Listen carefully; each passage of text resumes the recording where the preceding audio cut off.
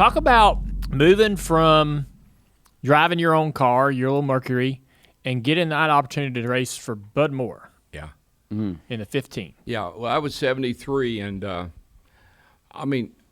guess people in the sport could tell that, if I had a good car, I could drive. Mm-hmm. I mean, it wasn't a matter of he's an okay driver. It's just, I took that Mercury, I took everything that I got in, and I made it competitive. I drove Junie Dunleavy's car. I ran up front. I drove the Dygaard car. Ran up front. So everybody could tell. This one's 73. Everybody could tell if he had a good car, he'd probably be pretty special. Yeah. So Bobby Isaac was driving for Bud Moore, and Bobby quit. Got out of the car at Talladega. Said he heard a voice. That's right. Said something told him that after I drove for Bud Moore. I know where the voice came from, by the way. Wasn't any doubt about that. It was Bud Moore? It was Bud Moore. That was the voice that get out of the car? Voice. That's a legendary story, real quick. And for those that don't know, Bobby Isaac's in the race. Is he leading? He may have been. And he said that's the tale is that he had a big lead. But didn't somebody crash in that race that who didn't crash everybody. in the Talladega That's right. race? We had 54 cars right. sometime. But did somebody die?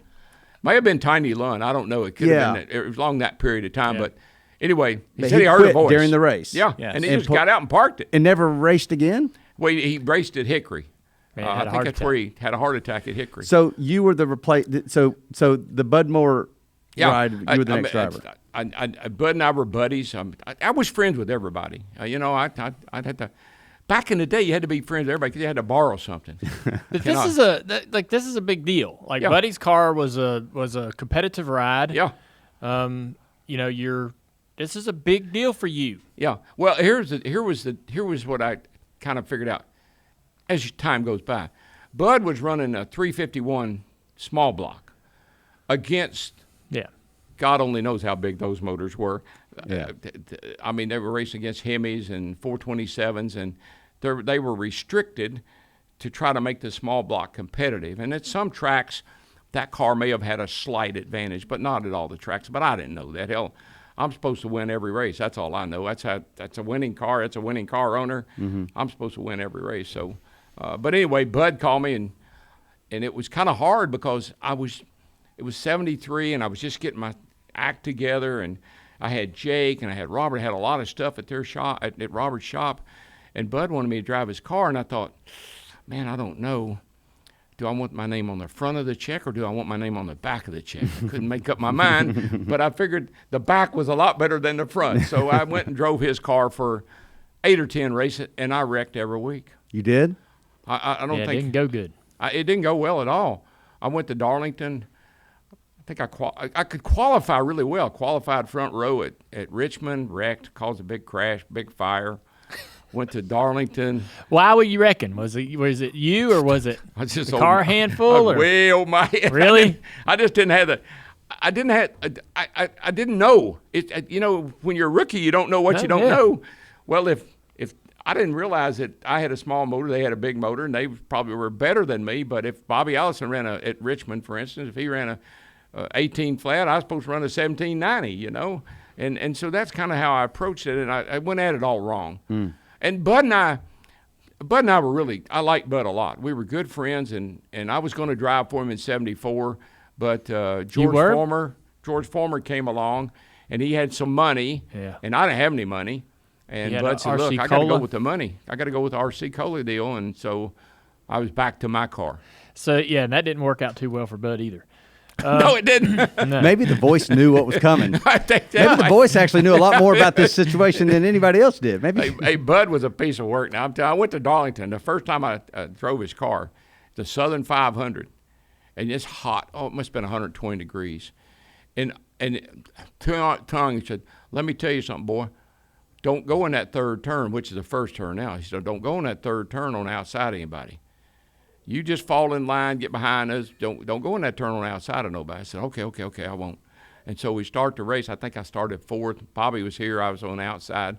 We go down the back straightaway, and I'm side by side with Bobby. I said, surely he'll let me in because we're kind of buddies, not great buddies, but kind of buddies. I said, he'll back off. He'll let me in. He'll back off. He'll let me. He didn't back off. He didn't let me in. First damn lap, I'm up against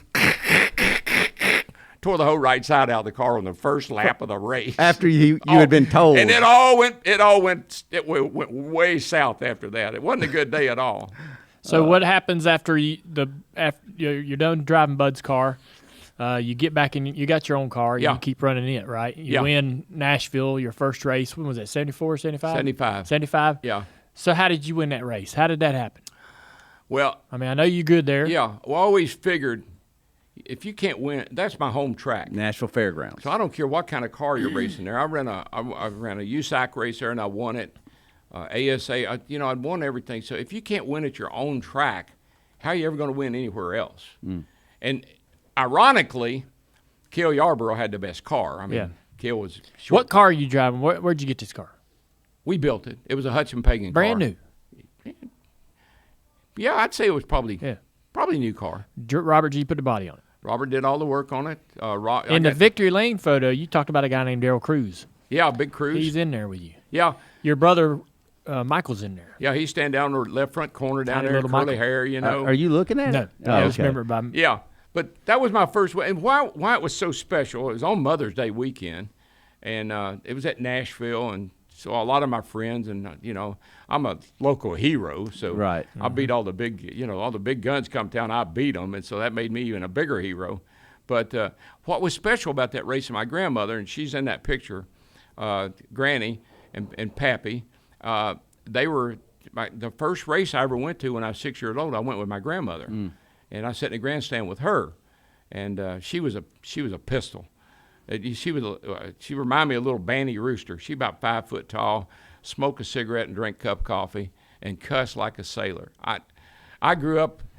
It's a wonder my language is as good as it is, because I grew up around some cussers. In the garage. Oh yeah. I mean, there's a language in the garage that probably wouldn't use anywhere else, and my grandmother and all they cuss like sailors, and they could hyphenate any word. It's just amazing. Yeah, that's a talent. Yeah. And so you won that race at Nashville Fairgrounds. Humor me for a second, because Dale Jr. is basically probably the biggest advocate that I know of trying to get a return to Nashville Fairgrounds. So tell me real quick. Oh yeah, there's the picture. Michael, right? Yeah. Look at and Granny's wearing the purple. Yeah. Is that Granny in the purple? Robert G. Yeah, Yep. she's standing up there just to the Turn it around Sorry. where DW can see. Yeah, that's right behind Michael is my grandmother and my grandfather. And my grandfather was a deputy sheriff in Owensboro, and my grandmother and my grandfather really kept me out of jail a lot. And so she's probably being profane at some sort right there in that picture, right? She's probably cussing somebody.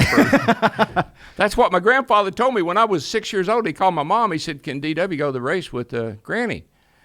And Mom said, "Well, why does he? I don't know if he. Why? Why do you want him to go to the race for?" He said, "Every week Granny gets in a fight with somebody, and maybe if he goes along, he can keep her out of trouble." Well, that's where I met G.C. Spencer.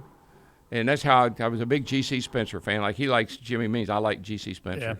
Yeah. And had the flying saucer, and I loved that car. And I failed at my job, though. I was supposed to keep my grandmother out of trouble. And I never did. No. But what was it about Nashville Fairgrounds for those of us that never got to watch races there? Is it, he's such a big advocate for it.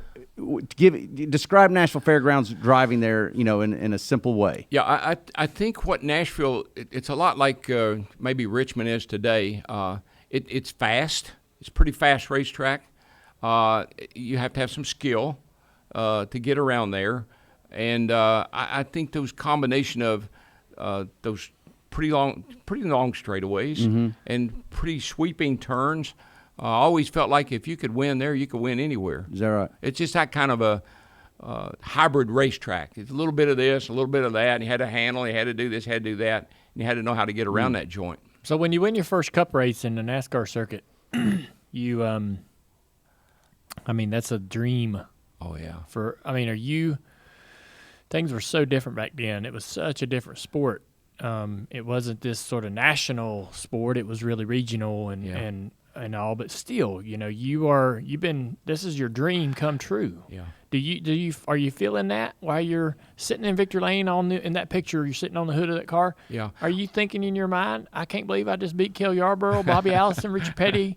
I am at my home track. This is comfortable. This is my couch. Yeah. But You know. Did you think, man, I made it? Oh no, no, I didn't think that at all. not at that point. I think what that did for me, it gave me some confidence that I could. I thought I could. Yeah. I thought if things worked out, I could win a Cup race. I could win in the Cup Series. What I was most proud of is that was my car. Mm. It was my team. You know, you see Jake, you see Robert, you see all my guys. Yeah, terminal side transport. Of the car. My sponsor, my car. I come into this circus, you know, and I had no idea what I was getting into. Mm. And so when I finally was able to win with my own stuff, mm-hmm. I think I was prouder of that than I was the accomplishment. So you just watched that video, and I'm sure you enjoyed it. Well, you need to listen to the whole podcast. The Dale Jr. Download is available on all podcast platforms.